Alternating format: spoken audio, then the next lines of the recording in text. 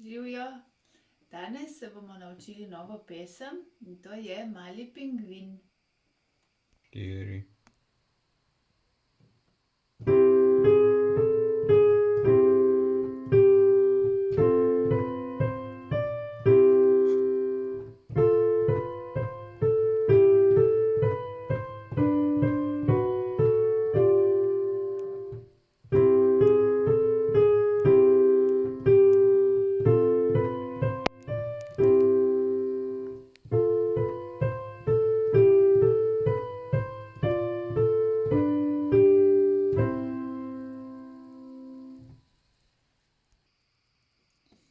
Mali pingvin je napisan v 4/4 taktu, zato štejemo do 4.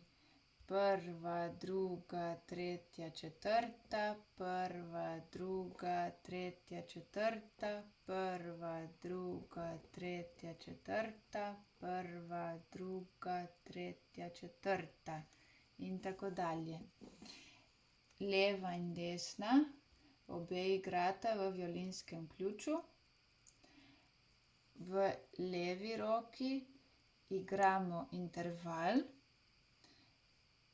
in v desni roki je posebnost, da imamo predznak gis, ki velja do konca takta. Se pravi, tukaj je napisan, tudi tukaj ga igramo, čeprav ni napisan. V naslednjem taktu ga pa ne igramo več. Pazimo tudi na fraze. Vsakokrat, ko je fraze konec, roko dvignemo. Sedaj pa poglejmo še na klavirju. Torej, v prvem taktu v desni roki igramo višaj gis in to izgleda tako.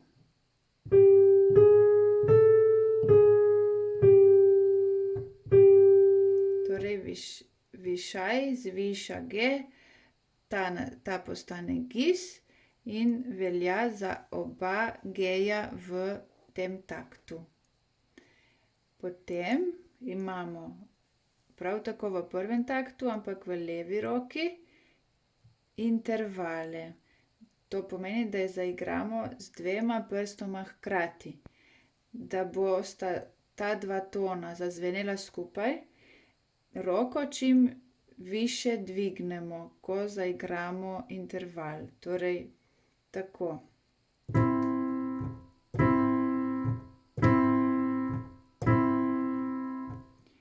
Zato, da nam lepše zvenita, se z roko močno naslonimo.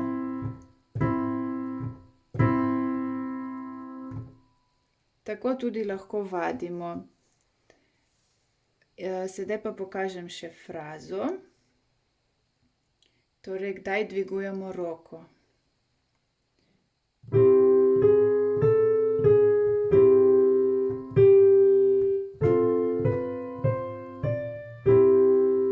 Tu dvignemo roko.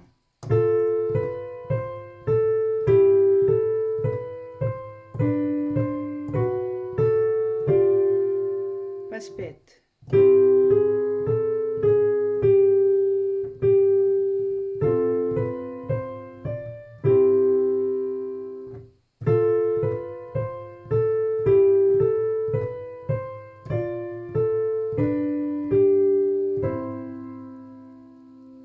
Torej, v celi pesmi imamo 4 fraze. Sedaj pa poskušajmo še s štetjem. Prva, druga, tretja, četrta. Prva, druga, tretja, četrta. Prva, druga, tretja, četrta. Prva, druga, tretja, četrta. Prva, druga, tretja, četrta. Prva, druga, tretja, četrta. Prva, druga, tretja, četrta. Prva, druga, tretja, četrta. Prva, druga, tretja, četrta. Prva, druga, tretja, četrta. Prva, druga, tretja, četrta.